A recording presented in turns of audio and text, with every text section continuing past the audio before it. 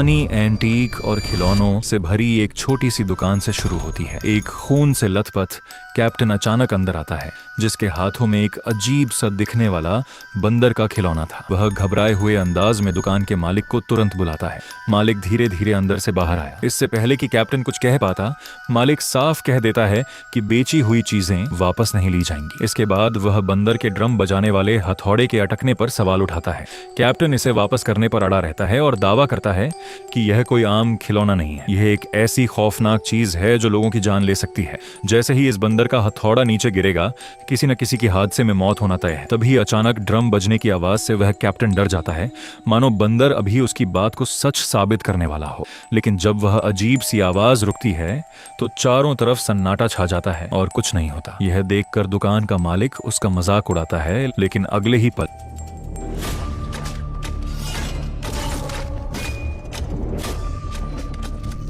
मालिक ने सपने में भी नहीं सोचा था कि उसकी मौत इतनी अजीब होगी। यह महसूस करते हुए कि वह इस खिलौने से पीछा नहीं छुड़ा सकता, आदमी सबूत मिटाने का फैसला करता है। वह दुकान में एक फ्लेम थ्रोवर ढूंढता है और उस खिलौने को आग के हवाले कर देता है। लेकिन इसके बावजूद बंदर का शाप कभी नहीं रुकता। 10 साल बाद उस कैप्टन के जुड़वां बेटे अब बड़े हो चुके हैं। चश्मा पहनने वाला छोटा भाई है जिसका नाम हाल है, और उसके साथ उसका बड़ा भाई बिल है। दोनों का स्वभाव बिल्कुल अलग था। बड़ा भाई हमेशा आक्रामक और बदतमीज रहता है, जबकि छोटा भाई डरपोक है और हमेशा प्रताड़ित होता रहता है। कभी कभी हाल भी पलटकर जवाब देना चाहता है, यहाँ तक कि वह अपनी माँ की बॉलिंग बॉल से अपने भाई का सिर फोड़ने की बात भी सोचता है। बेशक वह सिर्फ ऐसा सोचता है। आखिरकार वे बचपन से एक दूसरे के सहारे ही जी रहे थे, उनके पिता नहीं थे। माँ याद करते हुए बताती हैं कि पिता एक दिन सिगरेट खरीदने बाहर गए और फिर कभी लौट कर नहीं आए। घर में सिर्फ उनका कुछ पुराना सामान ही बचा रह गया था। भले ही माँ को लगता है कि पिता ने इस परिवार को छोड़ दिया, लेकिन उन्होंने पिता का कोई भी सामान नहीं फेंका था। इसके बाद दोनों भाई उत्सुकता में पुराना सामान देखने लगते हैं और उन्हें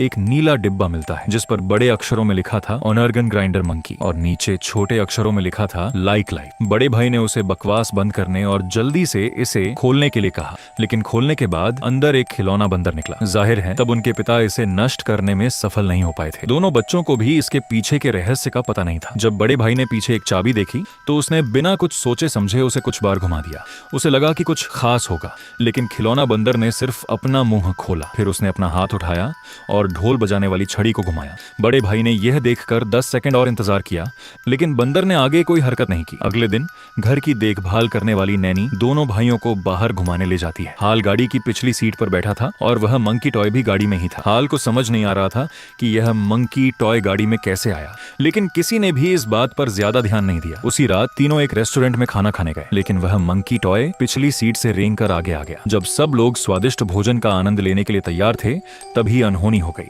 शेफ ने लाइव परफॉर्मेंस देते हुए अपने बर्तनों को हवा में लहराया। कुछ ही पलों में उसने चावल से दिल के आकार का एक लंच बॉक्स बना दिया। यह इतना प्यारा था कि नैनी की खुशी का ठिकाना नहीं रहा। ठीक उसी पल मंकी टॉय की ड्रमस्टिक नीचे गिरी। हाल को हमेशा से लग रहा था कि कुछ गड़बड़ है। उसे ऐसा महसूस हो रहा था कि इस सब के पीछे उस मंकी का ही हाथ है। जैसे ही मंकी टॉय का ड्रम बजना अचानक बंद हुआ, शेफ का खुद पर से नियंत्रण खो गया और उससे एक बड़ी गलती हो गई। और इस तरह शेफ ने नैनी के 2 टुकड़े कर दिए। उसे मरते दम तक नहीं पता चला कि उसका अंजाम क्या होने वाला था। अगले दिन माँ ने नैनी के अंतिम संस्कार का आयोजन किया। उनके लिए वह भी परिवार के एक सदस्य जैसी ही थी। तभी पादरी मंच पर आए और घटना के पीछे का कारण बताना चाहा, लेकिन उनके शब्द गले में ही अटक गए। नैनी की मौत की वजह इतनी अजीब थी कि आखिरकार उन्हें इस बात को यह कहकर संभालना पड़ा कि जो होता है अच्छे के लिए होता है। अपने किसी करीबी को खोने से दोनों भाई बहुत दुखी थे। तब माँ ने उन्हें समझाया कि दुनिया में हर चीज का एक नियम होता है, समय चाहे जैसे भी बीते, हर इंसान को एक न एक दिन मरना ही पड़ता है। इसलिए दुख में डूबे रहने के बजाय क्यों न अपनी सोच बदलकर डांस किया जाए। यह दिन दोनों भाइयों की जिंदगी का सबसे खुशी का दिन था। हालांकि वे अभी भी अपनी माँ की बात का असली मतलब पूरी तरह नहीं समझ पाए थे। आने वाले दिनों में भी हाल वही डरपोक और कमजोर बच्चा बना रहा। यहाँ तक कि स्कूल की लड़कियां भी उसे परेशान करती थीं। वे उसे इस तरह प्रताड़ित करती थीं कि विश्वास करना मुश्किल था। कभी कभी हाल को बिना कपड़ों के ही स्कूल से घर लौटना पड़ता था। माँ को नहीं पता था कि उनके बेटे के साथ क्या हो रहा है और हाल भी उसे ये बातें नहीं बताएगा। इसके अलावा जो बात और भी सिरदर्द बनी हुई थी वह यह है कि मंकी टॉय हमेशा किसी रहस्यमयी वजह से कमरे में आ जाता है। हाल इस बात से काफी परेशान और हैरान था। हालांकि वह इसके पीछे की अजीबोगरीब बात का कुछ हद तक अंदाजा लगा चुका था। रात को बिस्तर पर लेटे हुए हाल को नींद नहीं आ रही थी, इसलिए वह उठा और मंकी टॉय के रहस्य की जांच करने लगा और उसने उससे पूछा कि क्या नैनी की मौत से उसका कोई संबंध है। तभी उसका बड़ा भाई अचानक कमरे में आ गया। पता चला कि उसने भी ध्यान दिया था कि मंकी में कुछ गड़बड़ है। उसका मानना है कि इस चीज ने ही शायद नैनी को मारा होगा। इस बुरी चीज से बचने के लिए बड़े भाई ने हाल को आदेश दिया कि अब से वह इस मंकी टॉय को अपने पास संभाल कर रखे। कुछ दिनों बाद क्लास के दौरान हाल ने अचानक देखा कि उसके बैग में आंखें चमक रही थीं। हैरान होकर वह देखने के लिए नीचे झुका तो पता चला कि अंदर वही मंकी टॉय था। यह नजारा उसकी एक क्लासमेट ने देख लिया और उसका मजाक उड़ाने लगी। इतने बड़े हो गए हो और अभी भी बंदर से खेलते हो। हाल के पास कहने को कुछ नहीं था और वह बेबस महसूस कर रहा था। उसे लगा कि यह बात यहीं खत्म हो जाएगी, लेकिन उसका भाई कुछ लोगों के साथ केलों के डिब्बे लेकर आ गया। उसने कहा चूंकि छोटे भाई को खिलौना बंदर इतना पसंद है तो क्यों ना उसके लिए एक बनाना पार्टी रखी जाए। जब हाल घर लौटा तो वह पूरी तरह केलों से सना हुआ था। जाहिर है कि इस बार उसका बहुत बुरा अपमान हुआ था। वह बेहद गुस्से में अपने कमरे में गया, लेकिन वहां बिस्तर पर मंकी टॉय को बैठा देखकर वह दंग रह गया। हाल को उस अजीब बंदर से नफरत थी और उसे अपने भाई से भी नफरत थी जिसने दूसरों के साथ मिलकर अपने ही परिवार का मजाक उड़ाया था। यह सोचकर कि मंकी ने पहले नैनी को मारा था, हाल ने तुरंत उससे अपने भाई को भी मारने के लिए कहा और फौरन उसकी चाबी घुमा। इसी बीच उसका भाई घर आ गया और मंकी टॉय ने भी अपना ड्रम बजाना शुरू कर दिया। आपको याद दिला दूं, जैसे ही ड्रम की थाप रुकती है आसपास के किसी न किसी व्यक्ति की अचानक मौत हो जाती है। लेकिन ऐसा लगता है कि मंकी टॉय की अपनी ही कोई योजना थी। उसके भाई को तो कुछ नहीं हुआ, लेकिन उनकी माँ की पल भर में ही मौत हो गई। इस तरह दोनों भाइयों ने अपने इकलौते करीबी को खो दिया। उनकी माँ अब कभी वापस नहीं आने वाली थी। डॉक्टर ने कहा कि मौत की वजह एक अजीब सी अचानक होने वाली बीमारी थी और इस बीमारी की संभावना करोड़ों में से किसी एक को ही होती है। सबने सोचा कि यह एक और दुखद दुर्घटना थी, लेकिन हाल जानता था कि उसने खुद अपनी माँ की जान ली है। ऐसा लगता है कि मंकी टॉय की शक्तियां बहुत ज्यादा हैं। पलक झपकते ही टेलीपोर्ट होने की क्षमता के अलावा वह अपनी मर्जी से किसी को भी मार सकता है। इसके बाद दोनों भाइयों के फूफा अंतिम संस्कार के काम में मदद करने के लिए आए। उन्होंने हाल को समझाया कि वह इन दर्दनाक यादों को भूल जाए, क्योंकि आगे की जिंदगी का रास्ता अभी बहुत लंबा है। देर रात खुद को दोषी मान रहा हाल चाहकर भी सो नहीं पा रहा था। वह यही सोच रहा था कि इस सब की शुरुआत उस खिलौने वाले बंदर से हुई थी।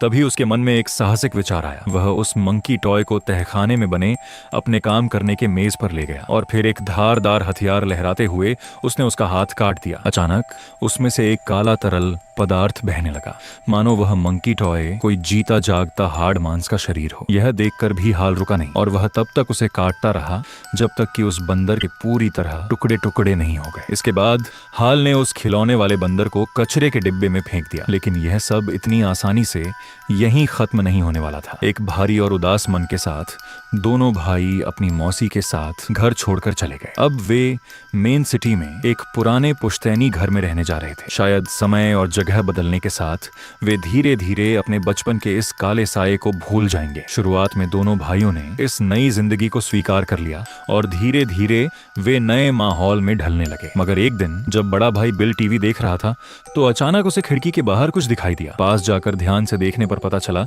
कि वह वही पीछा न छोड़ने वाला मंकी टॉय था। हैरानी और घबराहट में बिल धीरे से पीछे मुड़ा तो उसने देखा कि वह मंकी टॉय पहले ही घर के अंदर आ चुका था। बड़े भाई ने छोटे भाई से सवाल किया कि वह इस मनहूस चीज को वापस क्यों ले आया, लेकिन हाल ने कहा कि उसने तो इसके टुकड़े टुकड़े कर दिए थे। ऐसा लगता है कि इस खिलौने वाले बंदर को किसी भी तरह नष्ट नहीं किया जा सकता था। आपसी चर्चा के बाद दोनों भाई पहली बार एक ही बात पर सहमत हुए। उन्हें पूरा यकीन था कि उस खिलौने वाले बंदर ने ही उनकी नैनी को मारा था। इस बात की पुष्टि करने के लिए बड़े भाई ने खिलौने की चाबी को एक बार फिर से घुमाने का फैसला किया। वह देखना चाहता था कि क्या अब भी कुछ बुरा होता है। अगली सुबह शिकार पर गए उनके फूफा के साथ अचानक एक हादसा हो गया और इस बार मौत का तरीका और भी अजीब था। उस समय वह अपने स्लीपिंग बैग के अंदर सो रहे थे। तभी वहां से गुजरने वाले घोड़ों के एक झुंड ने उन्हें कुचल दिया। जब स्लीपिंग बैग को खोला गया तो अंदर मौजूद फूफा की पहले ही चटनी बन चुकी थी। इस भयानक इम्तिहान के बाद दोनों भाई समझ चुके थे कि इस शापित मंकी टॉय को इस दुनिया में नहीं छोड़ा जा सकता। चूंकि इसके टुकड़े करने का भी कोई फायदा नहीं हुआ था, इसलिए उन्होंने इसे लोहे की जंजीरों से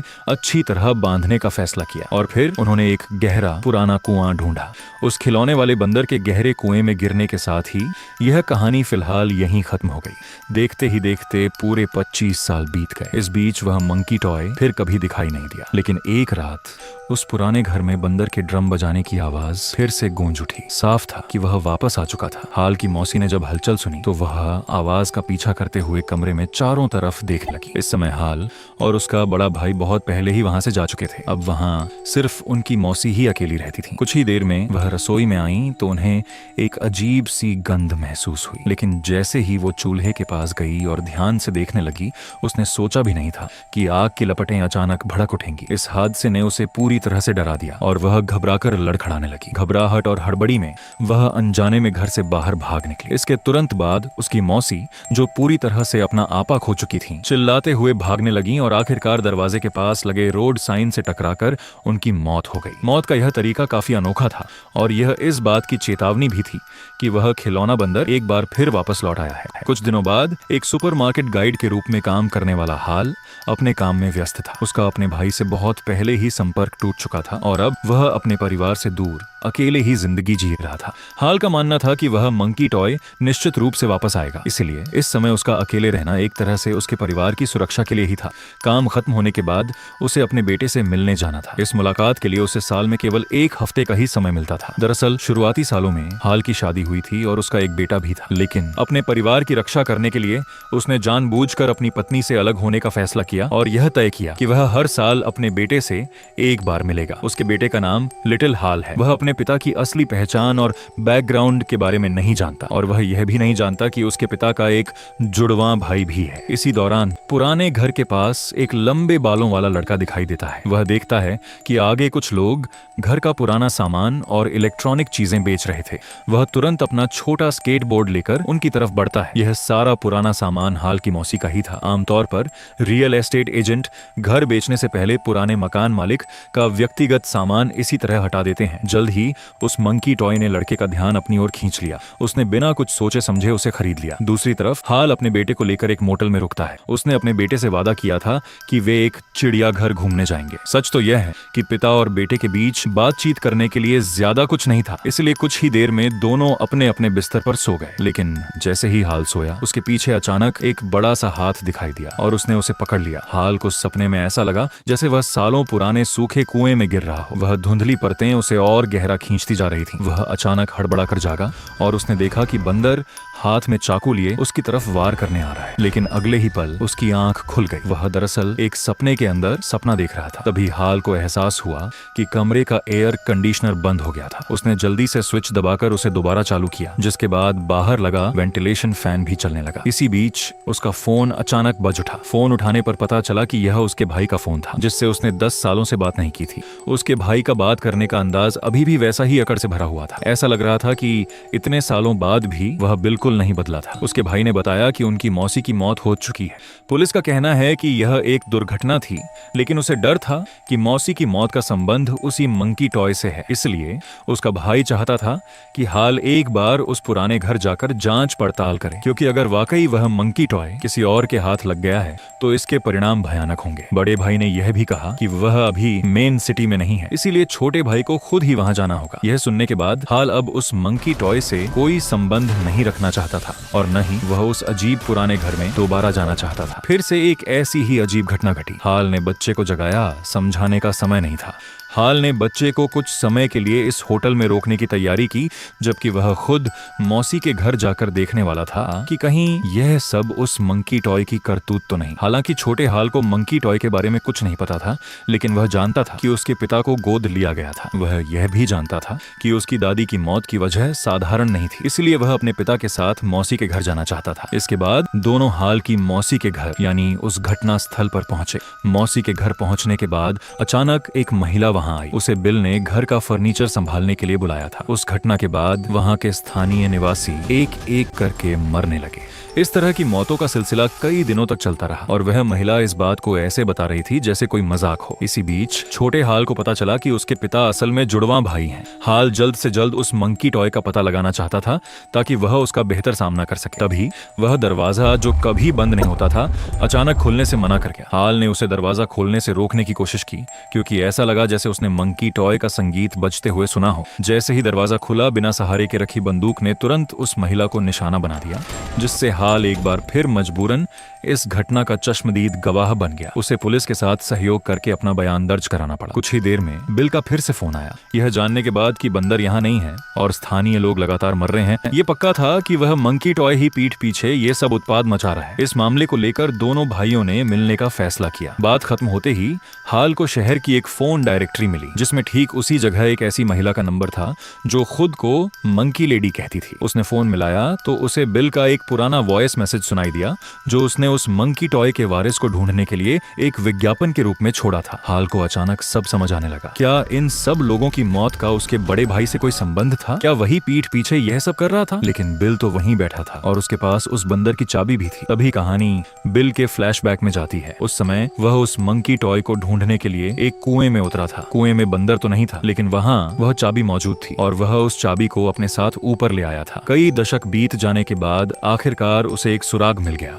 लेकिन बिल उस बंदर को ढूंढने के लिए इतना जुनूनी क्यों था? शायद उसकी माँ की मौत ने उसके दिमाग को पागल कर दिया था, जिससे वह एक ऐसा इंसान बन गया जो अपनी नफरत को शांत करने के लिए खून खराबा करना चाहता था। और वह अपने बचपन के शौक के कपड़े पहनकर और लोगों के जनाजों में शामिल होना चाहता था। पता नहीं इस घुंघराले बालों वाले आदमी की बिल से कोई दुश्मनी थी या नहीं, लेकिन वह अपनी जिंदगी के आखिरी पड़ाव पर पहुंचने वाला था। यह मंकी टॉय हमेशा ऐसे अजीब और अप्रत्याशित तरीकों से जाने लेता है जिसकी कोई कल्पना भी नहीं कर सकता था। उदाहरण के लिए, यह आदमी कुछ सामान खरीद रहा था, लेकिन वह सामान मशीन में फंस गया। वह एक कदम पीछे हटा और उसका पैर 9 दांतों वाले नुकीले रेक पर पड़ गया। वह पेन सीधे उसके गले के पार हो गया और उसका काम तमाम हो गया। दूसरी तरफ हाल ने उसे जिंदा रखने के लिए न चाहते हुए भी एक पालक परिवार में भेज दिया था, लेकिन छोटा हाल अपने पिता के इस इरादे को नहीं समझ पाया, जिसके कारण वह मुड़ा और वापस अपने बेडरूम में चला गया। हाल ने फिर से अपने भाई को फोन किया और तुरंत बिल की इस हरकत का पर्दाफाश कर दिया। वह चाहता था कि उसका भाई और बुराइयां करना और बेकसूर लोगों को नुकसान पहुंचाना बंद कर दे, लेकिन सब बेकार था। बिल ने एक और शर्त रखी। उसने छोटे हाल से चाबी घुमाने को कहा और दावा किया कि केवल इसी तरह उसकी जान बचाई जा सकती है। वजह यह थी कि जो कोई भी चाबी घुमाएगा उसे वह मंकी टॉय कभी नुकसान नहीं पहुंचाएगा। हाल को बातचीत करने का मौका दिए बिना ही उसने उसे 2 विकल्प दिए। पहला, या तो बिल खुद चाबी लेने आए या दूसरा, छोटा हाल चाबी लेने आए। इसके बाद उसने फोन काट दिया। उसका यह भाई सच में थोड़ा बदमाश था जो हाल के बिल्कुल विपरीत लग रहा था। अचानक दरवाजा टूटने की आवाज आई। उस अपराधी ने बिल के मंकी टॉय को छीनने के लिए अपने पिता की पुलिस की वर्दी पहन ली थी और हाल तथा उसके बेटे को बंधक बना लिया था। उन्हें बिल के अपार्टमेंट में ले जाया गया। अपराधी ने छोटे हाल को बंदर लाने के लिए भेजा। जाने से पहले उसने फिर भी उसे चेतावनी दी कि वह बंदर के पीछे लगी चाबी को भूलकर भी न घुमाए। वह एक छोटे से कुत्ते के निकलने वाले रास्ते से रेंगकर अंदर गया। एक तार पर पैर पड़ते ही एक कुल्हाड़ी अचानक नीचे की ओर गिरी। उसे अंदाजा नहीं था कि यहाँ जाल बिछाए गए थे। इस बार वह सतर्क हो गया। वह दोबारा उसी तरह के झांसे में नहीं आने वाला था। जैसे ही उसने पैर आगे बढ़ाया, वह तुरंत पीछे हट गया। सिर उठाकर देखने पर उसने पाया कि हवा में 3 तलवारें लटकी हुई थीं। रास्ते के तमाम खतरों को पार करने के बाद छोटा हाल आखिरकार अपने ताऊ बिल से मिला। वह लड़का सीधा आगे बढ़ा और उसने बात शुरू की। तब बिल ने छोटे हाल को झूठ बोलकर फुसलाया कि यह बंदर उसके दादाजी विदेश से उनके लिए लाए थे।